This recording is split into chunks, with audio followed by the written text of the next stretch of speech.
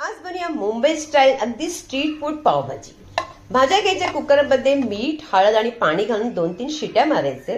त्यानंतर लसूणची चटणी आपण बनवणार आहोत. लसूण घ्यायची, भिजलेल्या सुक्या मिरच्या घ्यायच्या, त्या वाटून घ्यायच्या, म्हणजे लसूणची चटणी रेडी झाली. कढईमध्ये तेल, बटर घालायचे, कांदा घालायचे, तो परतायचे, सुक्या मसाले घालायचे, हळद, लाल तिखट, धणेपूड. त्यानंतर लसूणची चटणी घालायची, लसूणाची पेस्ट, मीठ आणि नंतर बघा मसाला मस्त झालाय, त्याच्यामध्ये भाजी घालायची. त्याचबरोबर आपण भाजी परतायची आणि थोडंसं स्मॅशरने मस्त स्मॅश करा. गरम पाणी टाकायचे, पावभाजी मसाला टाकायचे आणि त्याला 2-3 मिनिटं चांगलं भाजी शिजायला द्यायची. भाजी मस्त झाली, लगेच आपण त्याला आपण करूया रेडी.